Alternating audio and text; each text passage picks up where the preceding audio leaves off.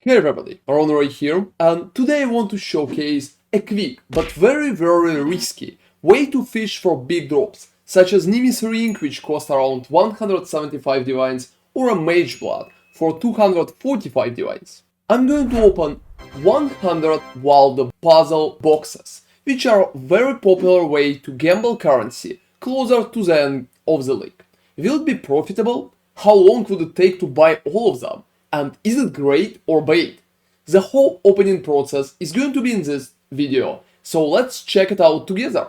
Use the timestamps as usual to navigate between topics, and let me know in the comments if you're opening or selling your Valdo puzzle boxes. Let's go! So first off, let's focus on pricing. Usually, I'm not really opening Valdo puzzle boxes and I'm pretty much selling them instead. However, for that video, I understood that I need to get a lot of them. And I've been buying the boxes for 1.3 divines per each, which leads us to 130 divines for the whole setup, which is pretty decent numbers, especially keeping our chances in mind, because those are not really that high. You can use Fastools to buy packs of 100 Valdos in one big go, but in that case the price will be around 150 divines instead. And that's a big difference because we are going to overpay at least 20 divines per just speed with the Fastools. So I decided to stick with the trade side instead to lower the overall cost. So buying time took me much longer than expected, since there is not a lot of supply for 1.3 price. I generally spent about 1.5 hours just getting all 100 Valdo puzzle boxes prepared. Now let's open them. If you're just interested in the loot, you can pretty much click on the dedicated timestamp, because right now I will just put the whole opening process in there, so well, you can check it out with me. Let's go. Alright, so now let's open 100 puzzle boxes together, and let's see how well it's going to go. So here comes the first one, it's Foil Darkness Enthroned, which is not good.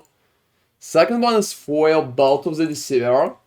Well, next one is Foil Wukawira Tuhu, which is alright. And Foil Veil of Night is next, well, nothing good about that. Power of the Cage good.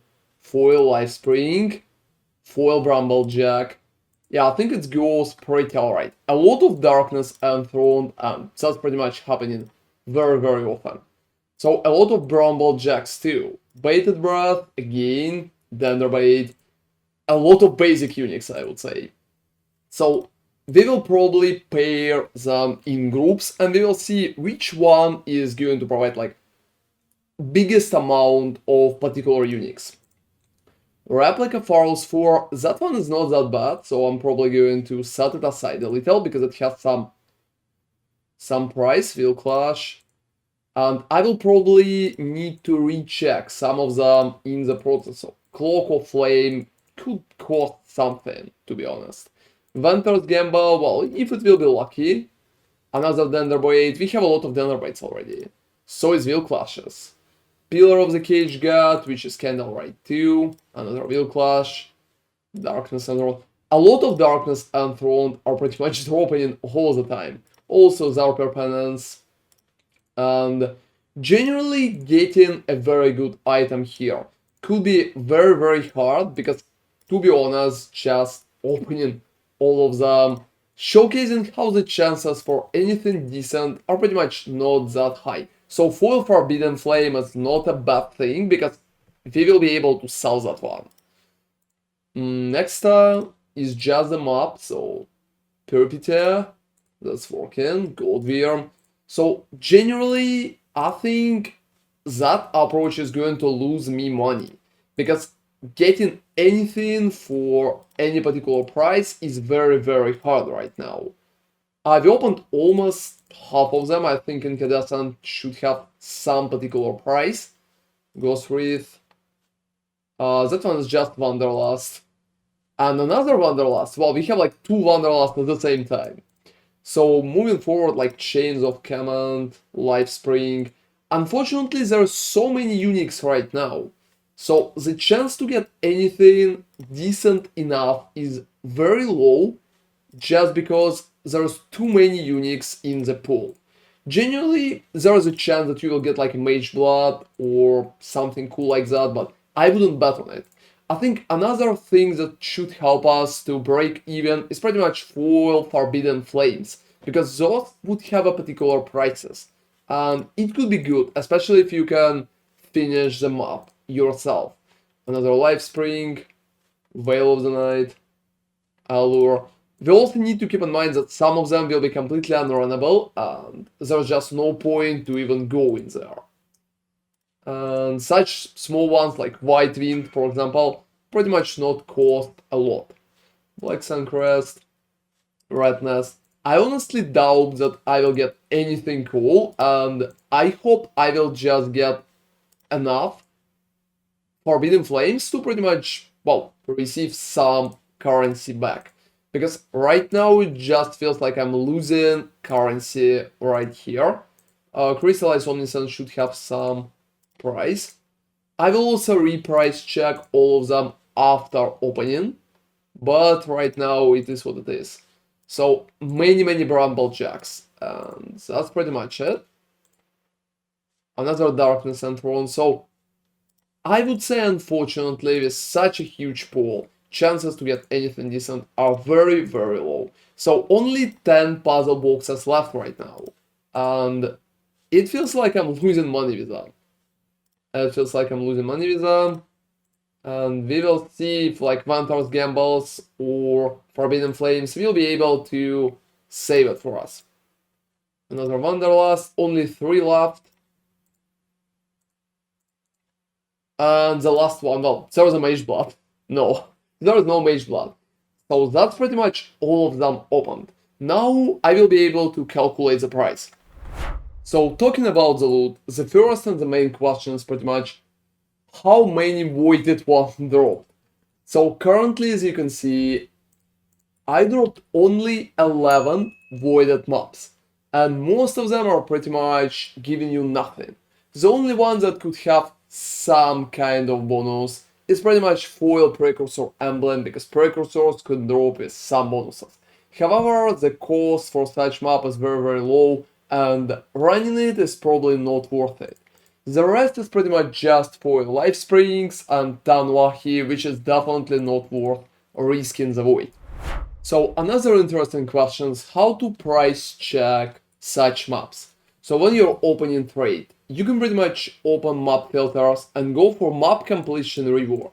Here you can pick any reward that you have on your map. So for example, if we will choose Mage Blood, we will be able to check some of the maps with Mage Blood. As you can see, those are kind of voided, so it could be a little harder. And generally, talking about that, you can pretty much check any reward in here. So if you will go for Replica Pharaoh's 4, for example, because we dropped 1, we can just sort it, and we will receive like 4 divines on average for no voided map. Because voided version is always going to cost less, and non-voided version is going to cost more. Sometimes just like version like that for voided ones, but it's not the best. And generally you can get normal one here for 7, for example. You need to keep that in mind. So perfectly, if the map is not voided, it is recommended to just complete it yourself. So another interesting question is which unique is the most common one? So generally the Vantar's Gambles, I dropped about 5 of them, so it's pretty common in my opinion. And the next one is Wheel Clash, the Belt, and I dropped 5 of them too. But an absolute record here goes for Bramblejack, because I dropped 6 Bramblejacks right here, and I think this is the most common unique right now, but not so far, because Wheel Clash and Vantar Gambles are both pretty close. So let's talk about the profits. I dropped 2 full Forbidden Flame options here. And since both of them are not voided, they should cost about 4.5 or just 4 divines. So 8 divines per 2. I also dropped 4 Replica Pharaoh's 4, and that one could cost up to 7 divines, but generally I think it goes for 5. It's also not voided, so the price is alright. And all of those will bring me 13 divines. And after that, I also got like Crystallize Omniscience and Cloak of Flame. Together, I think they can pretty much bring one Divine because one costs 60 chaoses and second should cost about like 30 to 40. Both of them are not voided too. So in general, I received 14 divines after opening all of that, and a lot of stuff that I currently don't really need. So considering I paid about 130 divines, I unfortunately lost about 116 divines in the process, and that's a huge number. So it's been very fast, but well, it's just like speedrunning losing currency. So I definitely don't recommend it. And if I will run those mobs and Forbidden Flames are going to be something very cool, even that is probably not going to save the strategy. Especially if I will just want to sell them. So moving forward, I'm talking about is that approach is great or bad. I honestly think that right now Valdo Puzzleboxes is one of the worst gambas in terms of your chances to win anything. And I definitely don't recommend anybody to do that. Because, well, I just lost a lot of divines. And even if I would get, like, Nimis, the profit would be not that high. Only Mage Blood could save such approach, and you need to keep that in mind.